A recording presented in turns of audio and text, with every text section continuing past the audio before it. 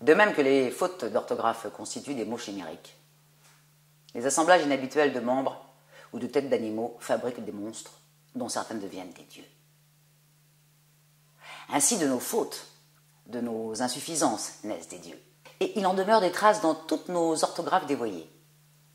Les fautes, comme les monstres, sont sacrées d'origine. Le cancre est leur petit dieu.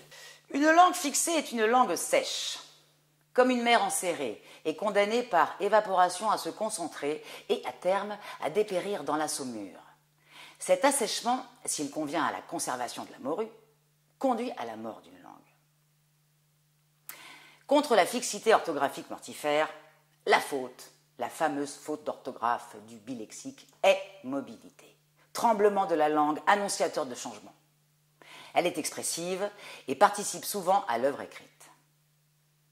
Si l'orthographe est souhaitable dans tout texte qui doit faire l'objet d'une information partagée, comme fiche technique d'un micro-ondes, hélas en général mal rédigée, vœu du président de la République, avertissement d'un danger d'électrocution, d'un dysfonctionnement d'une chasse d'eau, etc.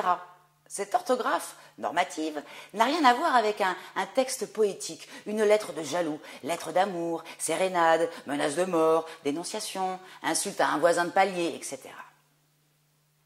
Nous avons l'intention de défendre non pas n'importe quelle faute d'orthographe, mais bien celle qui signifie, celle qui, si on la corrige, fait perdre le sens. Les fautes des bilexiques sont des puissances lexicales. Je vous embrasse tous. Qui fait comprendre la douleur du quinteux face à sa dictée. Il faut s'instruire à fauter, organiser à l'école des dictées avec faute. Ces formes singulières qui vont mettre en valeur ces messages cryptés et qui ont la grâce de véritables œuvres artistiques, qui nous dévoilent une maîtrise de la langue bien au-delà des formes académiques. Les textes des bilexiques sont tout vibrants de ce fourmillement d'inventions minimes qui ébouriffent le lecteur. En réalité, il ne devrait y avoir de faute que lorsqu'il y a malentendu, doute sur l'essence. Sinon, pourquoi accabler des générations de pauvres élèves, les dégoûter de la lecture et les laisser dormir devant la télévision où aucune orthographe n'est requise, pas même un bon parler?